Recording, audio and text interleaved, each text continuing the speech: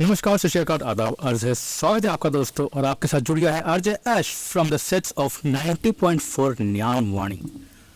और आज हमारे साथ हैं एक खास मेहमान जिनका नाम है प्रसाद कनौड़े। तो mister Prasad Kanaude is an assistant professor in the D Y Patil school of nursing. और वो आज हमें बताने वाले हैं वर्ल्ड हार्ट डे के बारे में। So world heart day is being celebrated on the 29th of September 2024 और इस साल का थीम है Nobody Can Die। Imagine that Nobody Can Die, कभी भी कोई भी मर सकता है। काफ़ी खतरनाक चीज़ है ना, समय भी काफ़ी भयानक लग रहा है। और दिल की बीमारी से तो मतलब कैसे ही बचा जाए, तो इसके बारे में इन्होंने बताएंगे प्रसाद जी। तो प्रसाद जी, इस साल का जो थीम है, इस साल के थीम के अंडर जो करंट फोकस एरिया है वो आखिर क्या क्या है, किन चीज़ों पे ज़्यादा फोकस किया गया है? Good afternoon. जी, गुड आफ्टरनून सर। तो जैसे आपने क्वेश्चन पूछा है कि की फोकस एरियाज जी।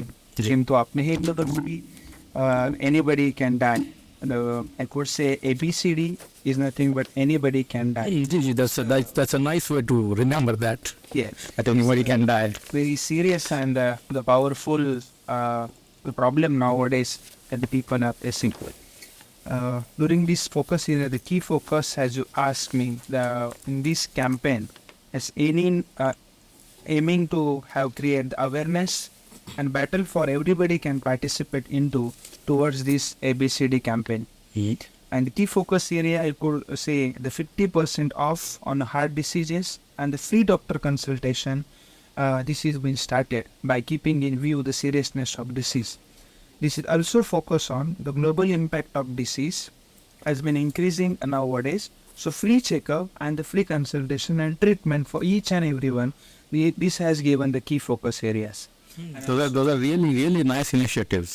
तो अपने दिल का चेकअप करवा सकते हैं और दिल को कमाल का बना के रख सकते हैं। एक और चीज़ सर, इसमें lifestyle modification, as we see nowadays, we won't focus on exercise, we are not taking adequate sleep. जी, sedentary lifestyle. Alcoholism that increase a lot. So उस चीज़ के वजह से नया फोकस एरिया दिया है, promotion of lifestyle and modification. Oh, that's nice. और एक एरिया है जिसमें हमको फोकस करना चाहिए, जो की फोकस एरिया है, that is community participation and community awareness. आज भी आप गांव में, रूरल एरिया में जहाँ देखोगे तो लोगों के पास हार्ट डिसीज के बारे में अवेयरनेस नहीं है।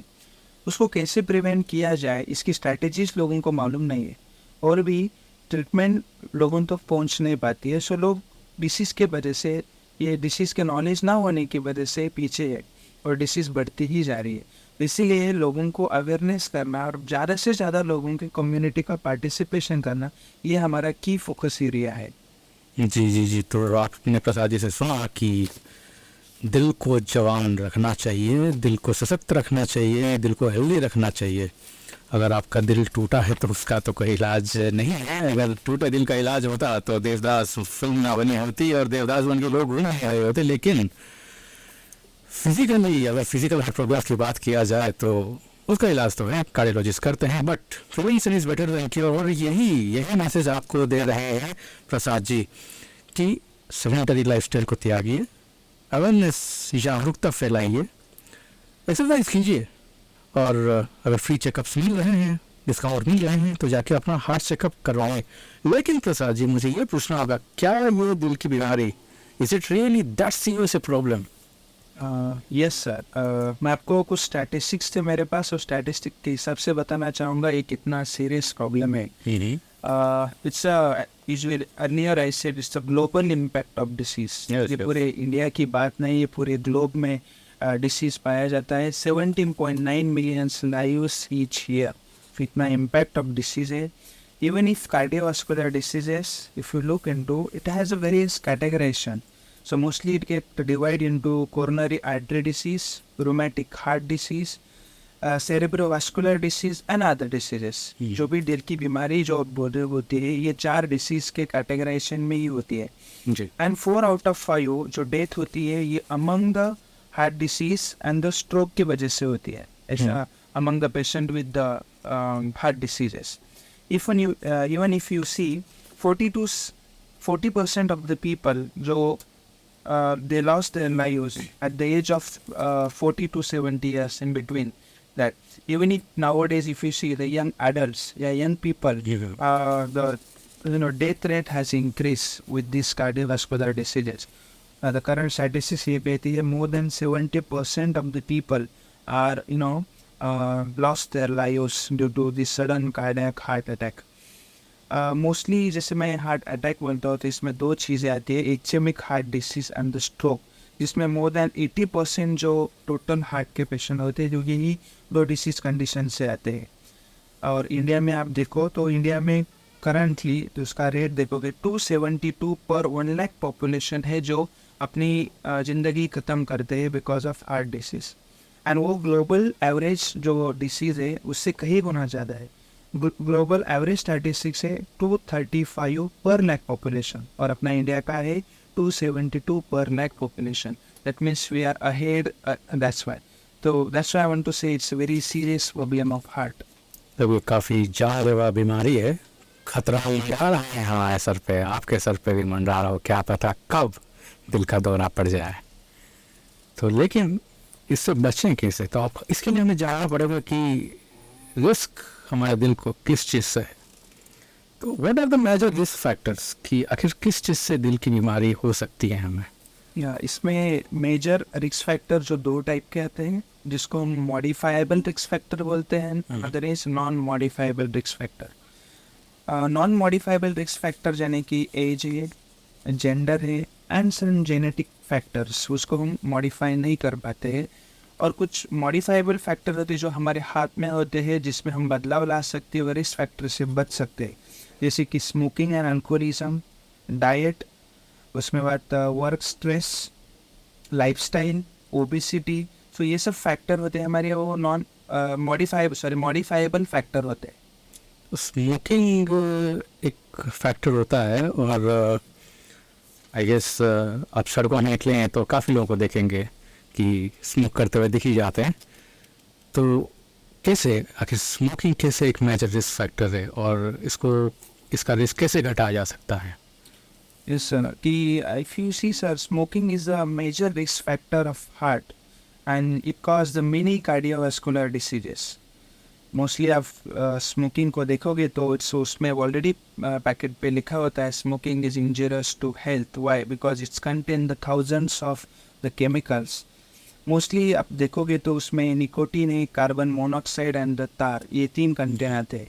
तो हर एक का एक हेल्थ के अगेंस्ट नेगेटिव इफेक्ट है. जैसे निकोटीन ये एडिक्टिव ड्रग है, उस चीज़ की वजह से ब्रेन पे, मसल एक्टिविटी, ब्लड प्रेशर बढ़ता है एंड हार्ट के ऊपर ओवरलोड आता है एंड हार्ट की बीमारी बढ़ती है.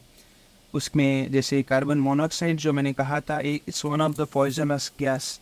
वो क्या करता है हमारे हार्ट में ऑक्सीजन की सप्लाई को कम करता है. पूरे बॉडी में ऑक्सीजन की सप्लाई कम होती है, उस चीज़ को जाके प्रॉब्लम्स और बढ़ती है. और तार that we know it's the sticky substance and which will have the should coating like a chimney in a body. So that's why we should avoid this. If you see, the 1 out of 5 death is due to the smoking each and every year. So that been happening in India as well. And smoking ये खाली हमारे heart को या दिल को ख़राब नहीं करती, ये पूरे एंटायर बॉडी को ख़राब करती है. जैसे कि हमारे ब्लड वेसल्स है, हमारे रिप्रोडक्टिव सिस्टम है, इवन ब्लैडर है, जीआई सिस्टम है. जीआई मतलब हम खान पीन को लेके जो बीमारी, गैस्ट्रोइंटेस्टाइनल प्रॉब्लम, ये सब प्रॉब्लम स्मोकिंग की वजह से बढ़ते हैं. It's better that we should stop taking smoking या क्विट द स्मोकिंग.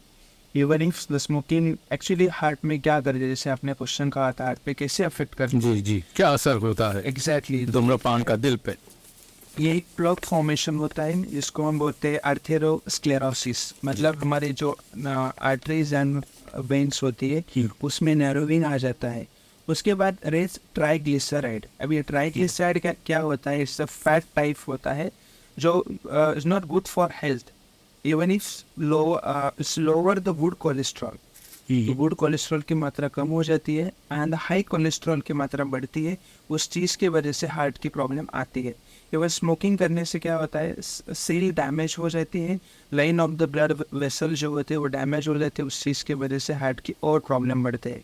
इवन इस thickening and narrowing of the blood vessels हो जाते हैं, उस चीज़ की वजह से we are very close to heart disease. So that's why it's one of the major risk factor smoking considered for the heart disease.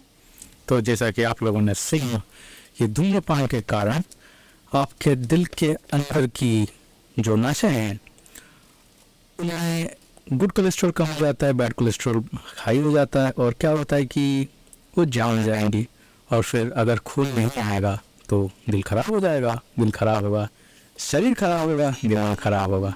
तो अवॉइड कीजिए आप। लेकिन ये तो हो गया मॉडिफाइबल फैक्टर, ये हमारे कंट्रोल में है। लेकिन सर ने तो कहा था कि there are 2 types of factors, modifiable and unmodifiable. तो सर ये बताइए, तो मैं अंदाज़ा लगा रहा हूँ, क्या जेनेटिक्स एक नॉन मॉडिफाइबल फैक्टर है?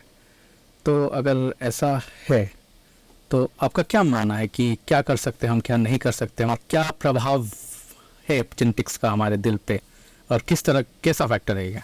Yes, the genetic, as earlier I said, it's a non-modifiable risk factor, मतलब जो हमारे हाथ में नहीं होता है। जी ये जीन्स होते हैं जो हमारे पेरेंट्स से हमारे पास आए हुए, वो जी। तो हमारे हाथ में है ही नहीं, बट हमको ये जानकारी नहीं होता है वो जीन्स हम लोगों में प्रेजेंट है या नहीं है। बट इतना तो हम श्योर कह सकते हैं कि हमारे पेरेंट्स को यदि हार्ट जैसे बीमारी है या हार्ट के डिसीजेस है तो हम लोगों में वो चांसेस आ सकते हैं, मतलब हम ऑलरेडी एक रिस्क फैक्टर है उस चीज़ को लेके, फ्यूचर में जाके प्रॉब्लम हो सकती है।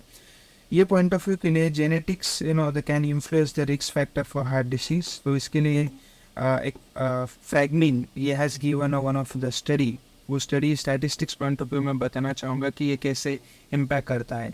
ये स्टडीज ऑलरेडी 2023 की स्टडी है, ये पबमेड पे अवेलेबल है study. So what he is saying, तो उन्होंने स्टडी में 2302 पार्टिसिपेंट्स लिए थे, और जो पार्टिसिपेंट थे जिसमें मेल एंड फीमेल दोनों थे, एंड वो उस लोग उनके ऑफस्प्रिंग थे जिनके पेरेंट्स को ऑलरेडी हार्ट डिसीज है। ये स्टडी का ऑब्जर्वेशन था एंटायर 8 ईयर, एंड 8 ईयर के ऑब्जर्वेशन के बाद उन्होंने कंक्लूजन निकाला, तो उनको 75% increase the risk factor for heart disease the parents who having the parental history of heart disease, and 60% increase level of risk factor the parents who having the maternal history of heart disease।